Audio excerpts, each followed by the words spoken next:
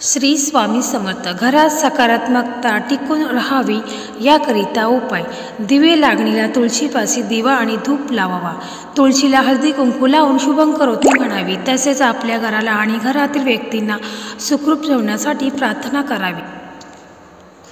तसेच दिवे लागणीची वेळ असताना घरात झोपणे, भांडणे, नकारात्मक बोलणे, अपशब्द बोलणे किंवा टीव्हीवर नकारात्मक गोष्टी बोलणे टाळावे. घरामध्ये कुठेही कचरा धूळ ठेवू नये. तसेच खरकटे अन्न कधीही ठेवू नये. रात्रीच्या वेळी खरकटे भांड्यांची टोपली घराबाहेर ठेवावी. तसेच घराच्या मुख्य प्रवेशद्वारावर कोहळा असा टांगून ठेवा की घरात प्रवेश करणारी प्रत्येक व्यक्ती त्या कोहळ्याच्या खालून प्रवेश करेल. कोहळ्यामध्ये नकारात्मक शक्ती कमी करण्याचे गुणधर्म असतात, हे लक्षात ठेवा. तसेच दिवा लावताना 2 वातीचा किंवा 1 वात करून लावावी. दक्षिणवत शंख नेहमी दक्षिणेकडे करून ठेवावा.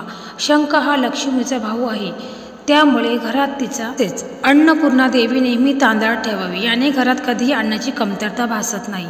घराबाहेर जाताना देवाचे दर्शन घेऊन देवांना आपल्यासोबत चला अशी प्रार्थना करून बाहेर जा. तसेच देवाजवळ दिवा का लावावा? सकाळी सूर्योदयापूर्वी आणि संध्याकाळी सूर्यास्तानंतर 48 मिनिटाच्या 2 घटिकांच्या काळाला संधिकाळ असे म्हणतात.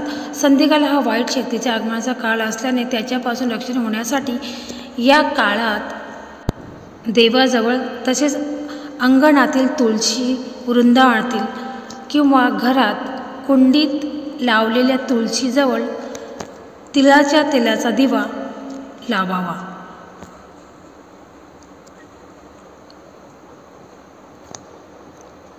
तसेच आपल्या कपाळी मधल्या बोटाने गंध लावूनच नंतर देवपूजा करावी, म्हणजे ती पूजा पूर्ण होते.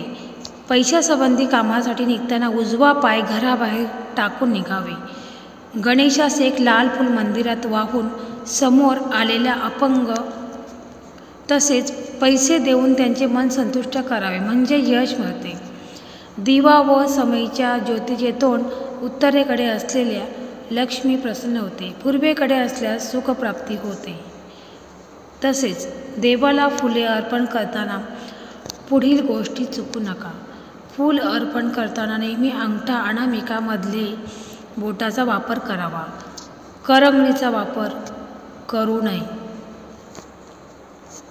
तसेच चंपा फुलाच्या कळीशिवाय इतर कोणत्याही कळी देवाला अर्पण करू नये. देवाला नेहमी ताजी फुले अर्पण करावी, यामुळे देव प्रसन्न होतात.